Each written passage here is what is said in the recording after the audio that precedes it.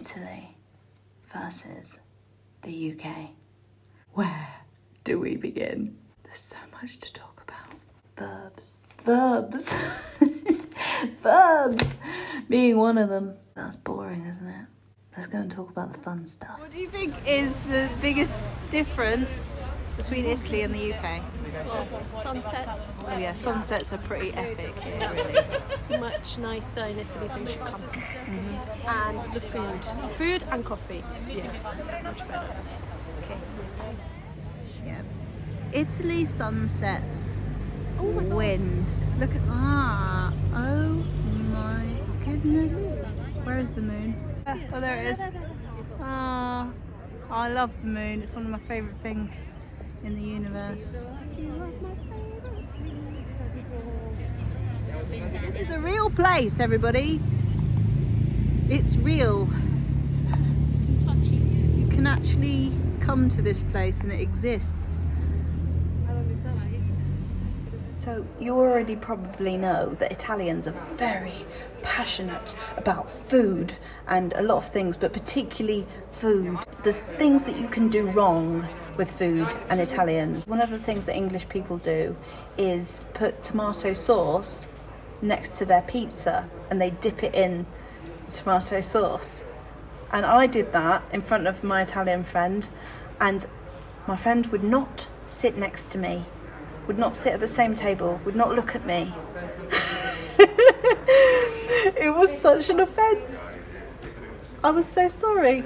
I don't know why we do that as English people, but it's something that we do and we don't think it's weird. The other thing was that I posted a picture of an Italian pasta dish that I made. I thought it was all right, but I did it all wrong apparently. And I was inundated with messages from my Italian friends saying, "Corinne, what are you doing? Please, let me cook for you." Because apparently you don't put sweet corn with hot pasta. It's not a thing that they like or think is right. Just be careful what you do with your food and Italians.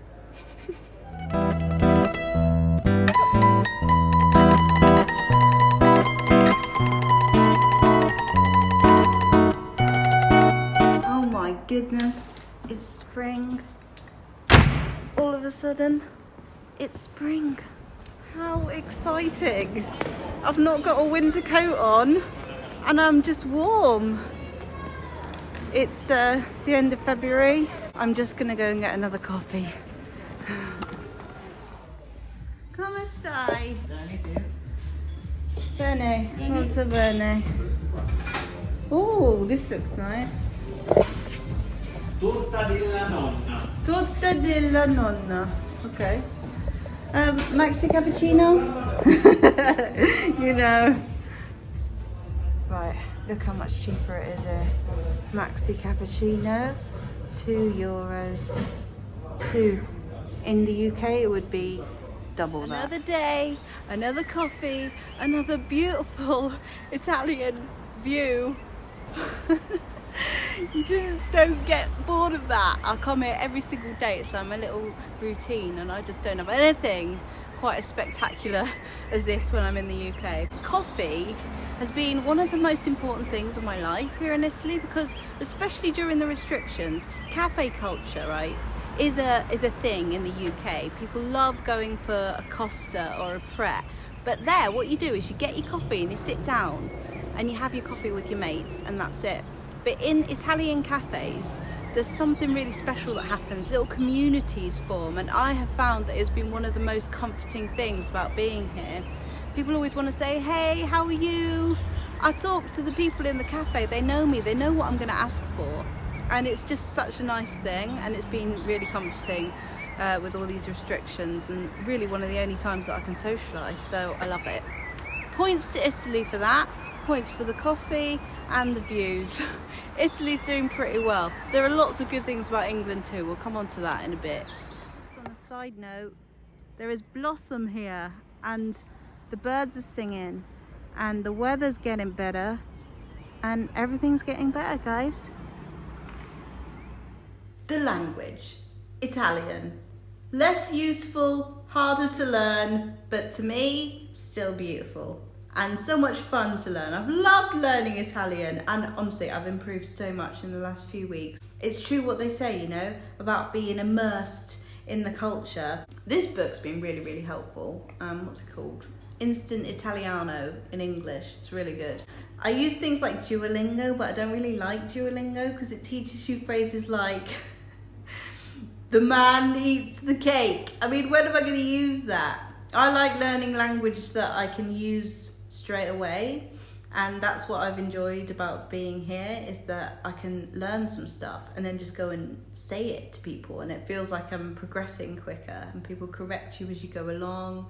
And yeah, it's really fun. I just love the way Italian people sound, and the way they speak and the way they use their hands and their gestures. It's just so fun to watch. So yeah, points to the Italian language, but not for how difficult it is or how much less you can use it. But I don't care, because I like Italy, and I like probably be here more than the average person. Right, sometimes when you finish a long day at work, you want to eat something quick and easy and healthy, potentially. And you crave something like a Boots meal deal. A Boots meal deal. That would be so nice, wouldn't it? But you get nothing like that here in Italy. Nothing of the sort. I'm going to take you to the supermarket, where I'm going to show you that in the UK there is a hell of a lot more choice for things that are cheap, quick and healthy. Let's go.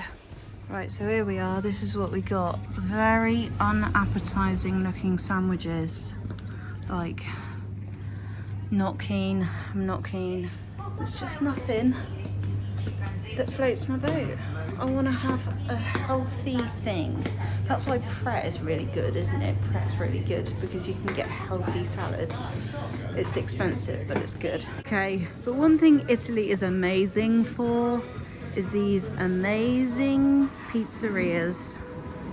Oh yes. So pizza, it's not the healthy choice, okay, but pizza in Italy is amazing. And you only need one slice. It actually kind of blows my mind that in the UK we order like a whole pizza and then we eat it all, when really you can just get one slice and it's so good that that's enough. Oh, I love the bells. That's another thing about being here. I absolutely love the bells. Got my pizza. So excited. Don't worry, there's no tomato sauce here. All Italians, you're safe, you can watch, it's fine. I've got no tomato sauce, everything's fine. Just got my pizza, I'm just gonna eat it like this. Cool.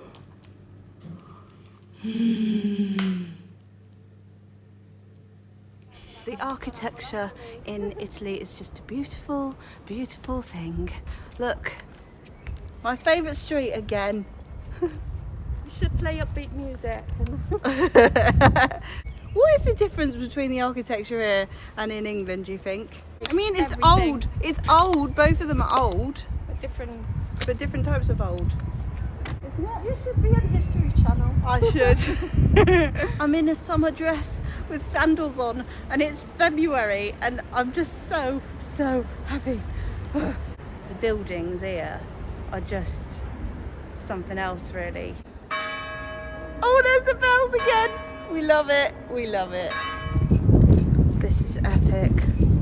I feel like I'm on a summer holiday all of a sudden. The buildings in England are beautiful. That's why people go there, to see the history and to see the monuments and the amazing things that England has got. Italy has got a different feeling of old. It's different. It feels like it's more authentic. Like, I mean, not that England's not authentic, but it's not been modernised here, it's not been changed. It feels like you're just kind of walking into an old town that hasn't been touched. Don't you just love Italian blinds and shutters? They're just so cool.